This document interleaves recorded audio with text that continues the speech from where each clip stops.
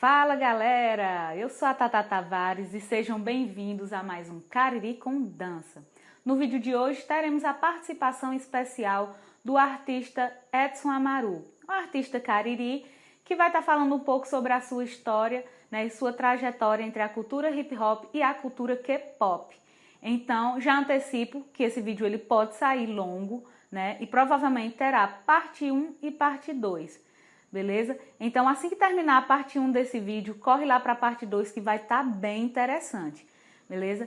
Antecipo também que esse vídeo ele foi gravado num formato de videochamada devido ao fato da gente estar em isolamento social e também pelo fato do Cariri com Dança ser na cidade do Iguatu, né, a sua sede ser na cidade do Iguatu e o Edson residir na cidade do Juazeiro. Então, por conta dessa distância, a gente acabou fazendo nesse formato, mas que eu também espero que vocês gostem.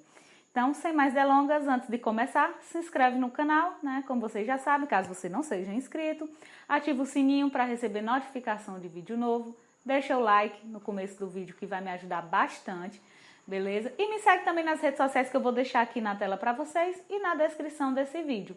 Então, bora lá começar o vídeo de hoje.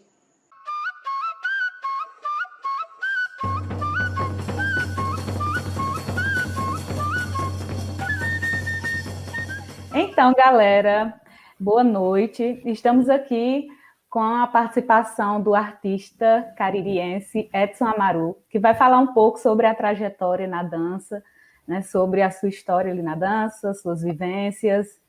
E eu gostaria de começar já pedindo, Edson, na verdade, lhe agradecendo por aceitar, né, vir conversar aqui com a Que é gente. isso. E eu queria que você falasse um pouco de você, sobre quem é você, né? Lembrando, gente, que o Edson, como eu falei, é do Cariri, da cidade do Juazeiro do Norte. E eu queria que você falasse um pouco da sua história, como foi que você conheceu a dança, como foi que você começou a dançar, e principalmente quais as linguagens que você trabalha nessa área. Show. Eu sou Edson Amaru, conhecido pela maioria da galera assim. Hoje eu tenho 31 anos e eu comecei a dança muito nada a ver, assim, sabe? Eu sempre, minha adolescência, eu fui o metaleirozão, roqueirozão, pauleirazão e eu nunca parei para prestar atenção em dança nem nada. Aí, como na época eu atuava na coordenação de eventos de anime aqui na região, a gente foi para Fortaleza e começou a perceber que estava crescendo o movimento do K-pop lá.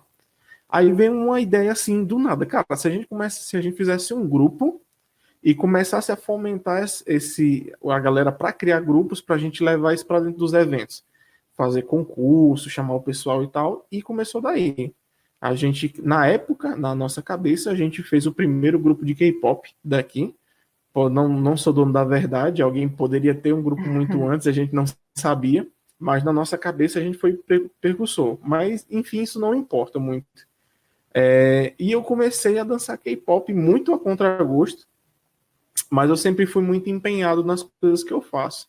Então, comecei a pegar coreografia, tipo, bem aquela vibe anos 90, o pessoal pegando coreografia das Spice Girls, Backstreet Boys, a mesma vibe, só que com um grupo coreano. Daí eu comecei a me engajar, só que eu comecei a ver que eu poderia ir um pouquinho mais longe. E me veio a ideia de fazer aula de dança de fato, né? Não só ficar pegando coreografias de grupos de dança, etc e tal. Aí eu acabei batendo numa academia, inclusive você foi minha primeira professora de dança. Verdade! A gente ficou junto por pouco tempo, porque você teve que viajar na época, e eu continuei a fazer as aulas, né? E o meu pensamento foi evoluindo de pegar coreografias prontas, a estudar um pouco mais sobre a dança, até onde a minha caixinha se abriu. Pô, será se eu preciso só fazer aula? Ou será se eu posso pegar esses embasamentos e eu posso criar minhas próprias coreografias e, sei lá, criar minha identidade como dançarino? Na época não era com essas palavras, né? Criar minha identidade, mas sim falar a minha linguagem, né? Não só replicar movimentos, mas reproduzir movimentos que viessem do meu coração, da minha cabeça. Aí é onde a chave ela vira. na cabeça do artista, na significância do que é que aquilo realmente importa. Nessa mesma época, eu estava sofrendo algumas represálias no meio onde eu dançava, talvez por eu ser sempre um cara gordinho na dança, e talvez aquilo levantasse alguns comentários um pouco ácidos que eu descobria depois. E a minha mãe faleceu na época, e foi uma barra muito forte. E uma das coisas que me segurou em relação a isso foi a música e a dança, porque eu me fechei, mas ao mesmo tempo eu conversava com as pessoas enquanto eu dançava. Só que no meio não é todo mundo que entende a nossa linguagem.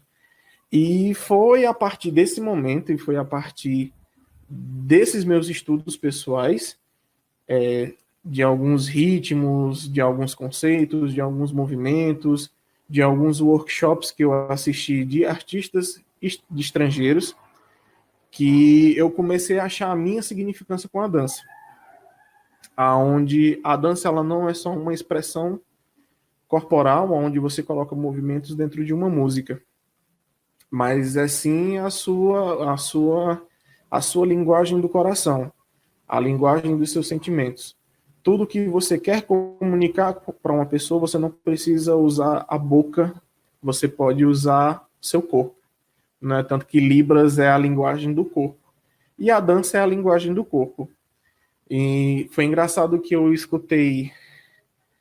comecei a identificar algumas questões a respeito de ritmo, na questão de nem sempre a música ela precisa existir para haver dança. Os dois unidos eles são incríveis, mas a dança ela existe sem a música, porque quem dita a música é o dançarino.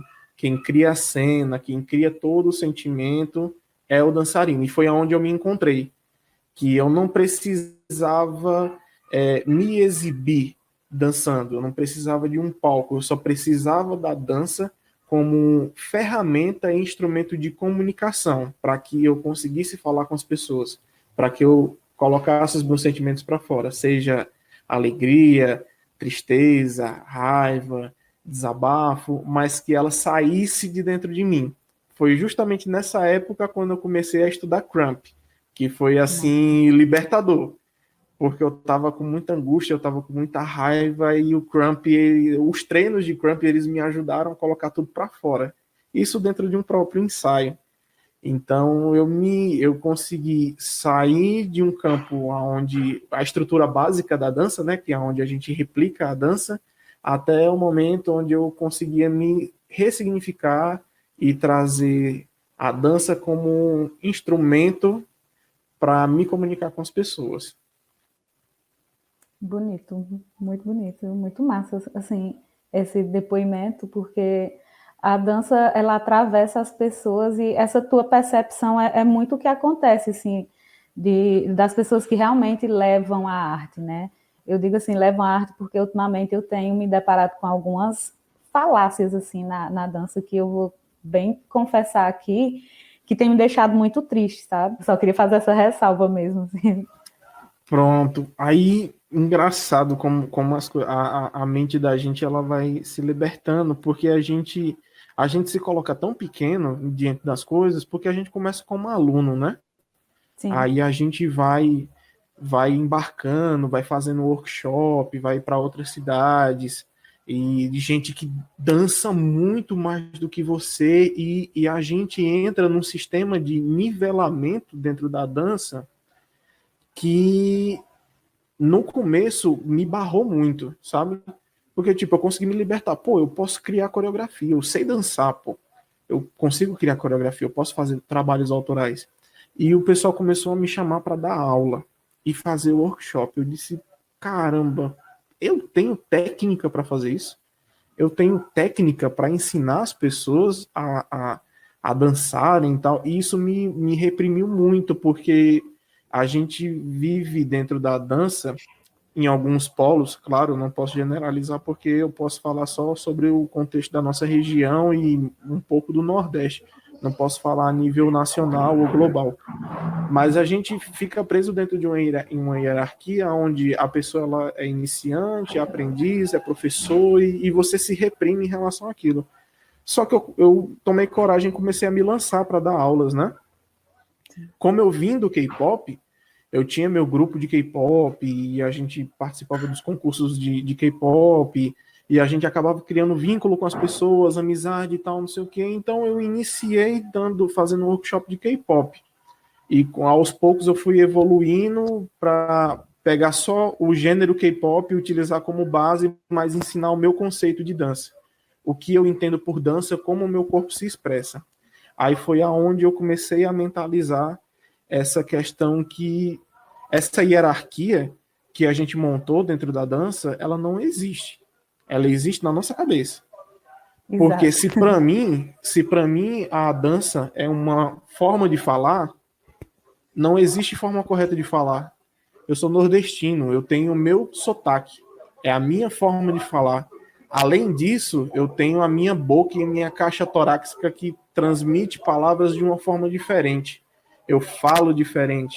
Tem pessoas que têm a língua presa e elas falam de uma forma diferente. E isso não é uma forma errada de falar, é o corpo da pessoa que está falando. Então, se eu tinha isso na minha cabeça, não tinha por que eu engrenar na cabeça dos meus alunos que tinha um nível hierárquico. Claro, se o meu aluno ele tem um objetivo de evoluir força, eu tenho as bases para iniciar. Ó, cara, tu vai iniciar treinando popping para a gente criar força, criar resistência e a gente vai evoluir para o cramp para dar mais potência para a sua movimentação e assim você vai conseguir alcançar seu primeiro objetivo, que é enrijecer seu duro e ter movimentos com mais impacto, com mais força.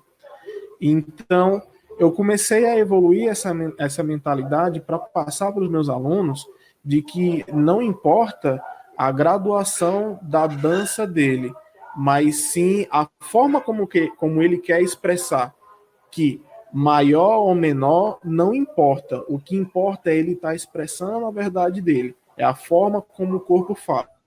Não existe padrão, não existe regra, mas sim existe a forma como cada um precisa falar. Então, eu tive que fazer esse desprendimento mental sobre nivelamento dentro da dança, de ser muito mais o que você procurou, o que você quer atingir e por quê.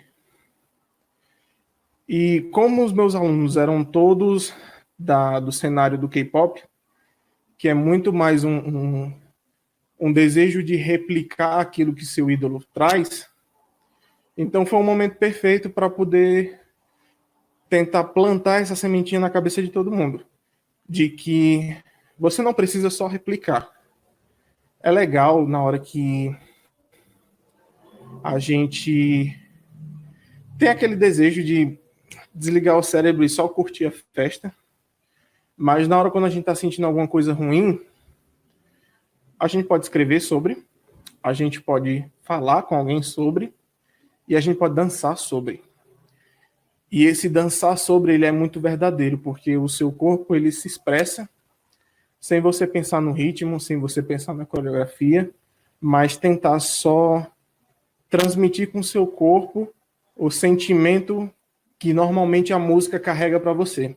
E a música ela tem um poder muito forte. Ou ela carrega lembranças muito positivas, ou ela carrega lembranças animadas, que são as festas que a gente vai normalmente, ou elas trazem sentimentos muito tristes.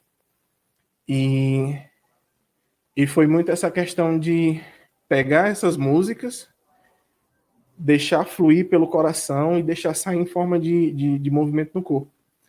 Então, quebrar essa barreira dentro de mim, de que eu não preciso ser como os Les Twins para ter reconhecimento, porque eu não preciso desse reconhecimento.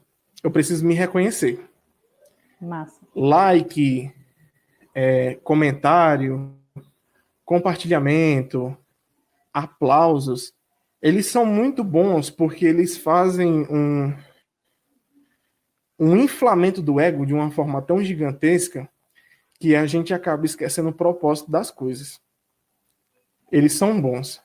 Não estou dizendo que eles não precisam existir, porque eu acho que a maior realização de qualquer artista é pegar seu sentimento, colocar dentro de uma obra, levar a público e no final ele ser ovacionado por todo mundo pelo reconhecimento daquele trabalho. Mas muitas vezes, todas essas palmas, esses elogios, eles são muito superficiais, muitas vezes porque a própria obra é superficial. Então é muito... eu não preciso de reconhecimento, eu preciso me reconhecer. Se eu me reconheço enquanto dançarino, enquanto artista, esse é o suficiente. O que vem daí para frente, seja um vídeo no Instagram, seja um vídeo no YouTube, seja um espetáculo num palco, um espetáculo numa praça, uma apresentação entre amigos, ou uma festa, seja lá o que for, tudo que vem a partir daí, isso é lucro. Porque o principal e o verdadeiro objetivo, que é você, enquanto artista, enquanto dançarino, se reconhecer como dançarino, é o mais importante. Na época que eu precisei fazer esse desprendimento, eu via muito comparativo. Eu preciso dançar como? Eu preciso ser como? E você não precisa. Eu lembro que nessa época estava tendo muito aquela explosão do Matt Stefanina, que é assim, eu não gosto dele, tá? Não gosto do trabalho dele, mas eu preciso reconhecer as coisas que ele fez e ele é um gênio. Ele é um gênio, ele é um puta dançarino, ele é um cara super, hiper, mega empenhado e ele fez um trabalho que poucos pensam em fazer, que é se juntar com outras pessoas e promover outras pessoas. Que aí, a partir disso, ele conseguiu se autopromover. Então, ele começou a criar vínculo com muitas pessoas, ele conseguiu trocar muita experiência, ele lançou muitas pessoas. Só que nessa mesma época, começou uma plastificação comercial do que é a dança.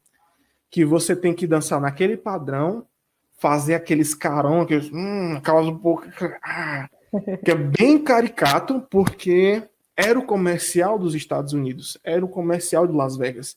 Era caras e bocas e grandes grupos dançarem. Então, se você queria crescer como dançarino, crescer financeiramente e ganhar com o seu trabalho, você tinha que se adequar num quadrado. Lógico, isso não é regra, porque artistas genuinamente verdadeiros não precisam se colocar dentro de caixas. Tanto que a gente tem o exemplo dos Les Twins, que eles têm a característica deles e eles vão morrer com ela, eles não vão mudar porque vocês fazem o mesmo movimento, vocês são fodas, mas fazem sempre as mesmas. Não importa, eles estão levando o trabalho dele, a linguagem deles, eles não se importam com isso. Tem a Jaja Vankova, que é uma russa, branca, do cabelo vermelho, que dança crump e é hiper mega respeitada no cenário americano. Ela é uma das tops. Uma dançarina de crump hiper mega conceituada e respeitada. Ela ganhou o espaço dela porque ela é genuína. Ela não precisava se adequar ao padrão feminino de dança, porque ela já tinha a identidade dela e ela se encontrou nesse meio. Um dos exemplos que eu amo de coração, que é a Paris Goebel, que ela coreografou Justin Bieber, Nio, e fez a fama dela, uma mulher fora dos padrões, raspou a cabeça uns anos atrás, foda-se para todo mundo, ela se achava linda, ela se achava maravilhosa e era o jeito dela dançar e ela ficou hiper mega respeitada. Então, eu comecei, além de pegar os perfis de técnicas de como eles treinavam, eu comecei a pegar muito desse viés mental. O que eu sou como artista e como eu preciso me lançar, interpretar. Porque a gente tem uma visão muito cega que, para que eu seja artista, eu preciso estar na mídia, eu preciso estar em cima do palco, eu preciso ser aplaudido, eu preciso ser elogiado, eu preciso ser lembrado. E o mais importante para você ser artista é você saber criar sua obra e você saber se identificar e falar a respeito do que você quer, do que é que você quer comunicar para as outras pessoas. Eu vejo muito essa questão assim do boom do Matt Stefanina como, lógico, um avanço muito grande para as danças urbanas. Eu fazendo você também não curto muito, mas eu fazendo você, eu também tenho que reconhecer que ele teve uma importância grande nas danças urbanas. Porque... E ele ainda tem uma importância muito grande. Exato. Ele tem, embora, tipo, aquela fama, Matt Stefanina, tenha caído um pouco, assim, né? Mas acho que também não é nem porque caiu, acho que é porque foi aparecendo outros artistas que se promoveram, começaram a se promover com videodança. Eu lembro Foi. que, na época, ficou muito aquela ideia, mas isso é hip hop? Mas isso é hip hop justamente por esse parâmetro. Vou colocar jeito novo de se dançar hip hop, né? E aí ficou aquela. Eu lembro que uma vez conversando com um artista aí, que eu não vou citar o nome, ele falou: ah, mas isso aí não é hip hop, isso aí é videodança. E hoje, com o entendimento que eu tenho, eu percebo que hip hop sim, mas videodança não, né? Nos meus estudos por videodança, a gente confunde muito os vídeos que a gente vê das pessoas dançando como videodança. Mas, na verdade, aquilo não passa de um registro de dança, né? Um registro. Videodança é quando a ideia é mais conceitual. Eu vim descobrir isso assim, depois de Tem muito toda a tempo. questão de montagem, movimentação de Exato, câmera. exatamente. E aí tem toda uma questão. Então, não é videodança. Hip hop, sim. Por que eu vejo como hip hop? Talvez não seja o hip hop old school, né? Porque tem muito essa disputa aí da galera das danças urbanas entre o que é e o que não é hip hop. Só que eu acho que é assim, eu acho que o Matt Stefanini ele deu uma modernizada no jeito de dançar o hip hop dance. E aí a galera que era mais old school acabou nessa de, mas isso não é dança, o que acontece com muita dança, né? Que a galera vê e diz, mas isso não é arte, mas isso não é teatro, mas isso não é dança. Porque é um jeito novo. Tudo que é novo a galera meio que estranha, né? Porque tá ainda apegada aos modos antigos. E eu reconheço que o Matt Stefanina, ele pode não ter sido a pessoa que inventou o novo modo de dançar, mas ele foi a pessoa que apareceu na mídia como o grande boom dessa virada da nova movimentação das danças urbanas. Eu lembro também, tipo, em relação a isso, que depois da aparição do Matt Stefanina, muita gente começou a fazer vídeo. Muita gente. E Justamente, nesse formato, justamente por conta das collabs que ele fez. Justamente sim, por conta das collabs, porque como ele precisava movimentar a academia dele, chamar outras pessoas para fazer o workshop sem ganhar nada com isso, trazia a galera, fazia a movimentação, ele gravava os vídeos, lançava e começava a viralizar dentro da comunidade da dança. Então as pessoas começaram a replicar. Então, assim, muito do que a gente vê hoje em relação ao próprio TikTok, que virou a rede social da dancinha, por assim dizer, como falam as más línguas, né? Que virou a sim, rede social da dancinha e tal, não sei o quê.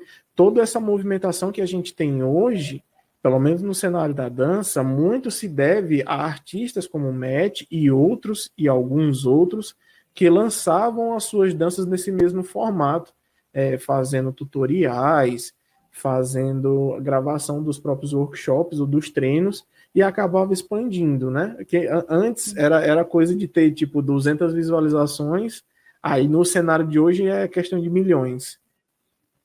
sim, sim, sim. E aí, ao mesmo tempo, eu percebo também que, tipo assim, hoje eu trabalho, né, com danças urbanas, só que eu tenho trabalhado com danças urbanas não mais nesse formato hip hop show, né, fazer aquela coreografiazinha e tal, tal, tal. Eu tento trazer as danças urbanas para dentro dos trabalhos mais cênicos. E aí é muito louco, porque assim, quando surge esse boom, esse novo formato de se dançar, o jeito moderno de se dançar danças urbanas, eu meio que percebi que as danças urbanas entrou numa nova caixa. Por exemplo, tinha a caixinha danças urbanas old school, ali aquele formato de dança mais forte, né? Tem a galera do break, do crump, como você já citou. Mas aí foi criado um novo formato de se dançar, que era essa nova movimentação. E eu só percebo, assim, meio que me deixa triste um pouco saber que as danças urbanas, elas saem de uma caixa, cria um outro jeito, mas coloca esse outro jeito numa caixa também. Porque tudo que é novo de criação dentro das danças urbanas, a galera já não vê mais. Por exemplo, a galera me reconhece como uma artista da dança contemporânea e não mais como uma artista das danças urbanas, se liga? Por conta dos trabalhos que eu venho desenvolvendo.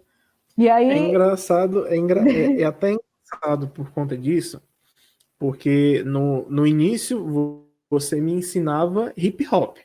sim, E depois eu tive outras aulas de hip hop, aí teve aula de jazz, de balé básico, né? Não fiquei por muito tempo, é o que não funcionou para mim. Então, tinha os nomes, né? Eu ia treinar popping. Depois eu ia treinar crump. depois eu ia treinar Vogue. Então, cada um tinha o seu nome, tinha a sua origem, a sua história e tinha a sua caixa. Sim. Só que aí eu fui apresentado a uma parada chamada New Style. Literalmente, novo estilo. Que estilo é esse? Qualquer coisa que você quiser. Que é justamente a questão de você verbalizar alguma coisa, né? Você não tem que Sim. falar sobre alguma coisa, você tem que falar sobre o que você está sentindo. Então, começou a ficar aquele negócio e as pessoas, e eu abria turmas de hip hop, né? Porque minha base era hip hop, eu ensinava base de hip hop. E as pessoas perguntavam qual é teu estilo de dança. Eu ficava assim, cara, eu não sei.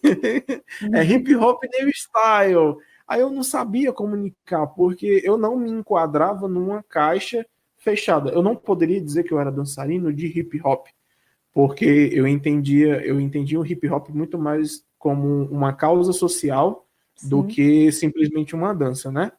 Que eu acho até que fica até legal para todo mundo que dança, independente do estilo que dança, sair um pouco do estúdio do ensaio e meter a cara num livro e dar uma olhada em alguns documentários e entender de onde é que saiu essas coisas que a gente vende e ganha dinheiro com isso. Eu acho que é interessante, porque talvez, em alguns casos, não generalizando, talvez ajudasse até a valorizar um pouco mais qual é a mensagem que você está passando para os seus alunos, do que meramente um movimento de dança, do que um negócio para fazer a pessoa perder peso. Sei lá, dar uma pesquisada, ver um documentário, ver um vídeo de outras pessoas falando sobre isso, porque a dança ela fala muito mais de história do que de movimento. Movimento que eu digo é mexer braço, perna e cabeça.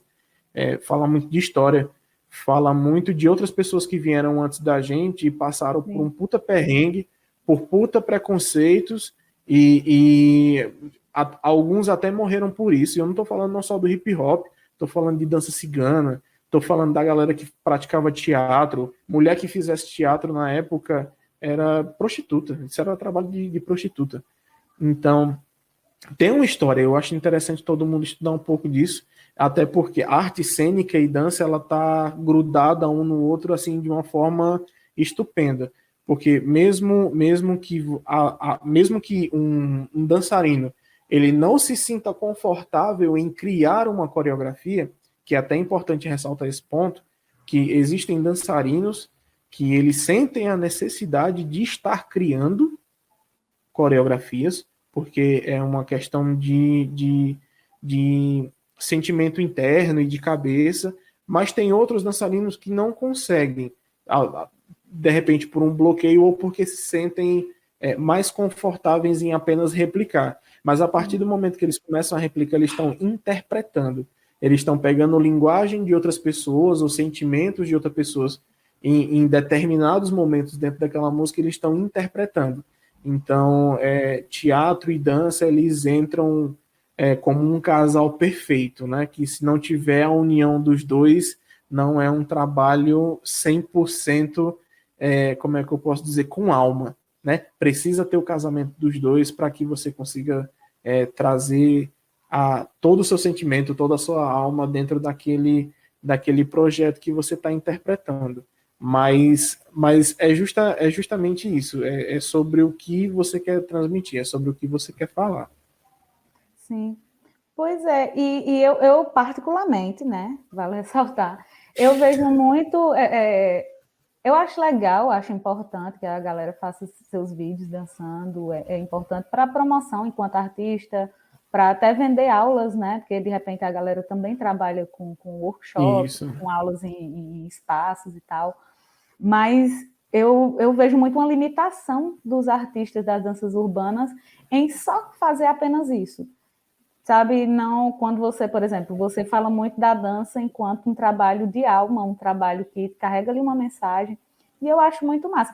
Também não estou dizendo que você deva fazer assim, eu só acho que não deve ser só isso. Eu acho que não precisaria ser só isso, fazer coreografias para postar no YouTube, por exemplo, como está sendo agora fazer coreografias só para postar no TikTok, como eu vejo muito artistas, inclusive, artista mesmo, né, fazendo isso, porque no TikTok tem do artista a galera que trabalha De casa, como médica de casa e que faz dancinha no TikTok.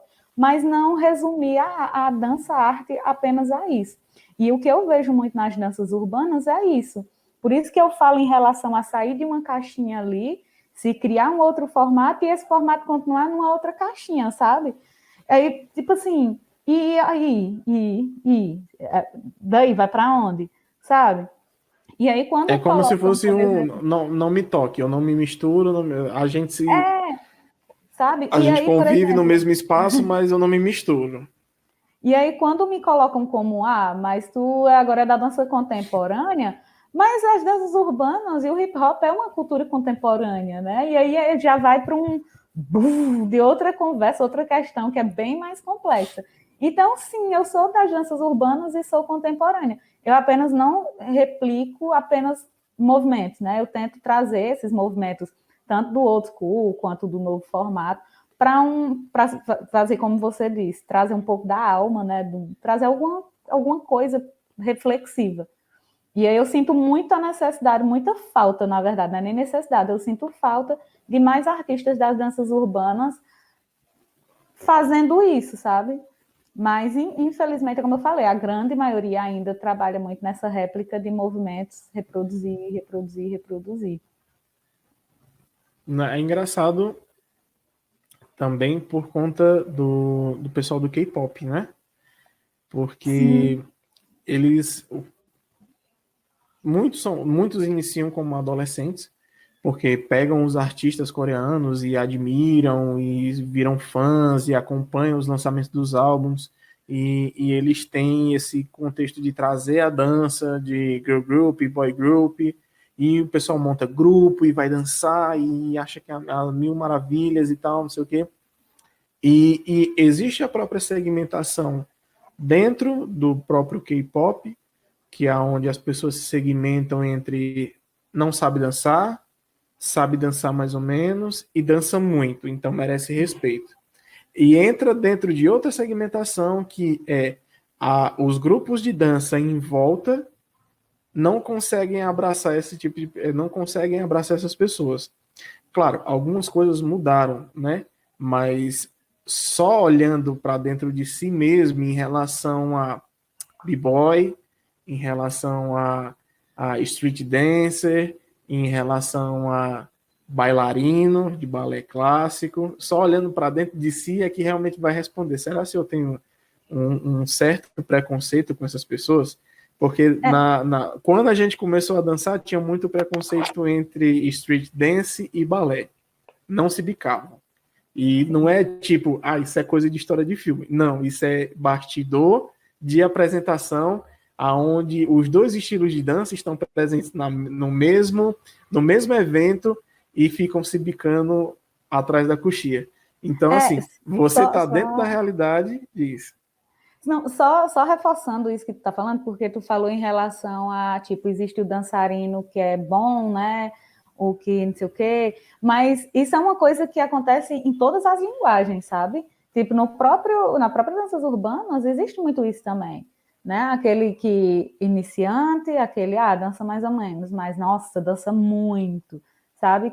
Entra na questão do ego. E entra na questão do ego Sim, também essa questão de não abraçar as outras linguagens. Quando as danças urbanas se bica com balé e o balé se bica com as danças urbanas e todo mundo se bica com K-pop, é como você falou lá no comecinho, é o lance do ego falando mais alto do que o propósito da arte em si, sabe? Então, eu vejo muito assim, que é isso, a dança infelizmente ainda carrega essa coisa, assim, são pouquíssimos os artistas que realmente eliminam o ego e trabalham apenas com o propósito artístico. eu lembro até de uma situação que aconteceu comigo, que inclusive acho que foi a penúltima apresentação que eu acabei fazendo.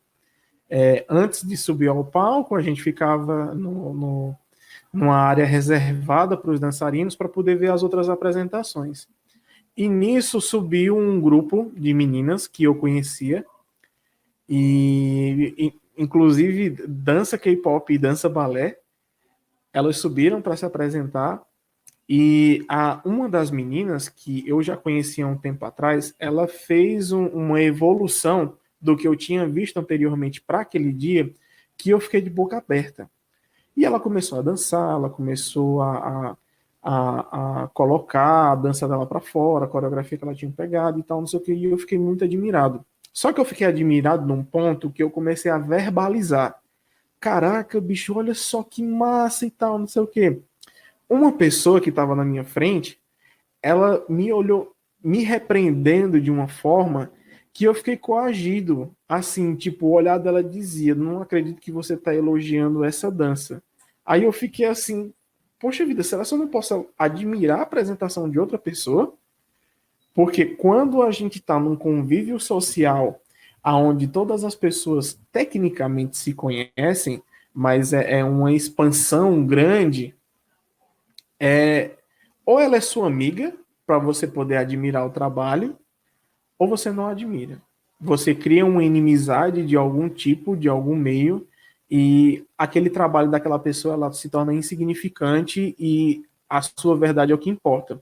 Mas a gente se acostuma a elogiar e a bater palma para todo mundo que é de fora.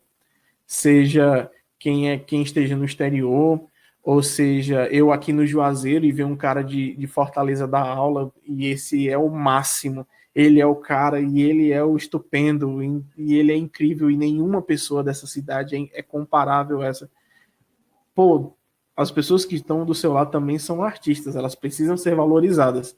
Então, por que que só a galera de fora merece aplausos e comentários nas redes sociais e o cara que está do teu lado, ele não merece? Eu acho que alguma coisa está errada, seja na Sim. dança ou seja no intelecto das pessoas. Então, eu ficava me batendo muito com essas questões, sabe? E eu tentava me sair o máximo possível, eu tentava me sair o máximo possível desses conceitos e desses preceitos, porque até peço perdão até pela palavra, né? Porque é um ambiente extremamente tóxico, né? Fica Sim. um ambiente tóxico e você fica se reprimindo até um ponto que você, poxa vida, será que eu estou fazendo meu trabalho certo? Será se tá legal? E você fica preso numa repressão microscópica, porque dentro de um grupo de pessoas é uma repressão microscópica e você precisa tá além disso, você precisa estar à frente disso. Porque, de novo, você precisa dançar.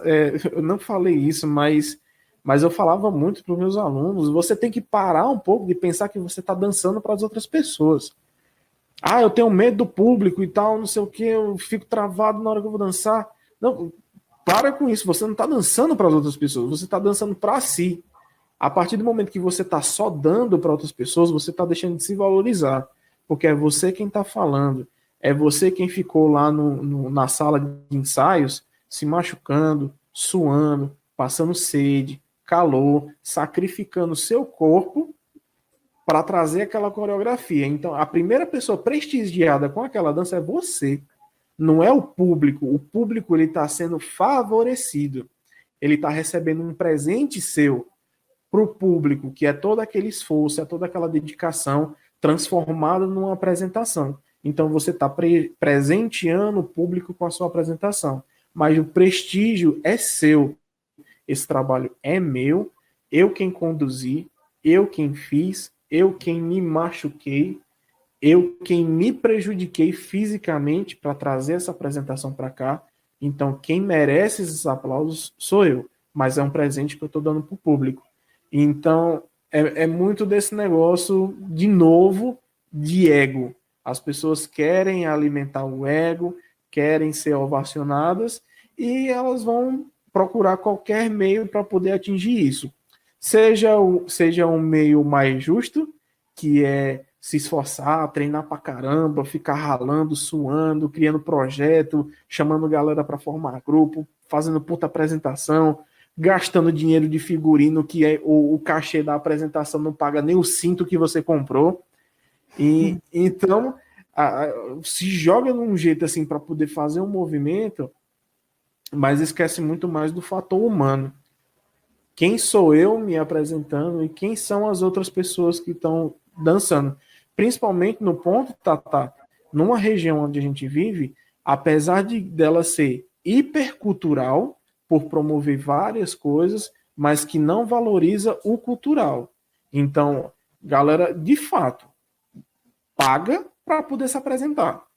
Porque o que essa galera recebe para fazer um espetáculo, seja por outras associações ou por empresas e tal, não paga.